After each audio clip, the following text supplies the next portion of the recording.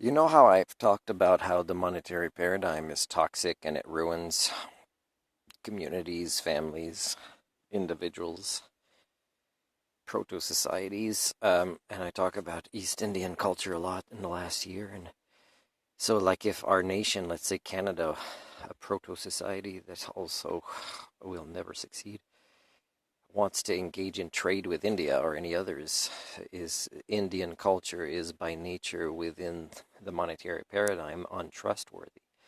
Now, this is measurable stuff that's happened before, and it's still happening. It'll keep happening. It's not a cultural change that can heal. There's no healing from this at the stage, that India's culture has reached, and that even when they come to other countries like here, they can't stop.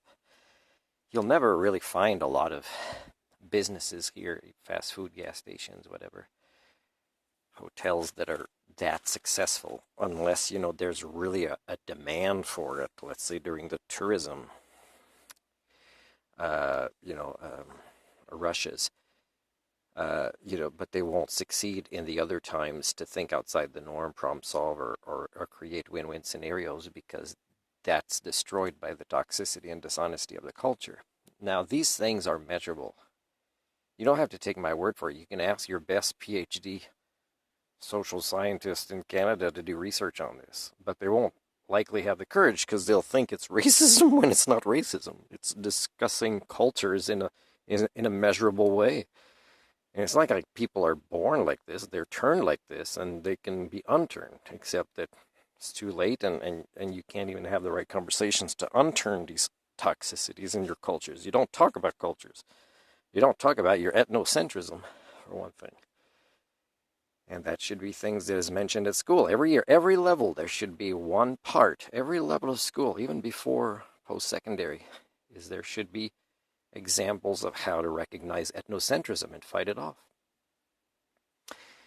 So like here, where I'm staying right now in this campground, like if I would have paid 700 and still been told like today, yeah, no, we should really not do dishes here, and the laundromat will be reopened only when the owner comes in. He didn't come this weekend, and I'm not sure why, but the lady, if the lady here was the owner, she'd be more trustworthy and there'd be win-win scenarios. But even in communities like this that are super remote, but that is now owned, this business, by an East Indian person from the big city, is the behaviors that weren't as toxic before become toxic. And it's not entirely because of people from that culture. It's because of the monetary paradigm that's ruined every culture, that even the ones here say, I don't agree. That's a good person. You're not here. You need to keep him here. You're going to lose him.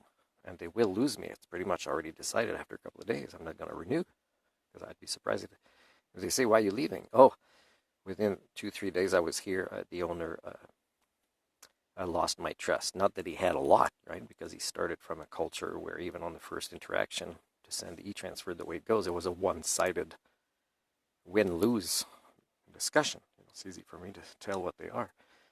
And after that, it's downhill. It's just to kind of maximize a little bit more, and always more and more and more and a little bit more, and then only humans would go away. You'd lose them. But people here who don't have the skill sets to set boundaries say no. Like if the lady that's the manager was the owner, she would not behave like this with me. But she feels she has to pass on this toxicity because she's not in charge of how she's affecting her own behaviors with the community members here. That wasn't as bad before. So if you guys don't measure this or talk about this, and if you think, for example, that there's arguments, like let's say a parent passes away in your family and there's arguments between the siblings, if you think, oh no, this is just our family, I'm sure it's not as bad. No, it's bad everywhere. And I have one sibling, and I'm not going to argue at all. Like if there's like a third person that has the will read and says, you have these choices, I'm going to make my choice right away and not argue. I'm pretty sure there's still going to be issues. And that's just hoo-hoo, right? People think there has to be winners and losers even among families. And people are entitled. People think I'm entitled. Well, you receive a pension from the government. Wow, feel entitled. Yeah, I work harder than you as a culture of air without getting paid. I don't feel that guilty about this pension. that is even less than it should be, and they rob me $20 every month, and they feel good about it. So yeah, no, I don't feel guilty, right? Because I've volunteered more than you probably ever will. So yeah, so that's the way it is, people. I mean, measure this, and there's no races in our species, anyways. But this is behaviors. It's a behavior.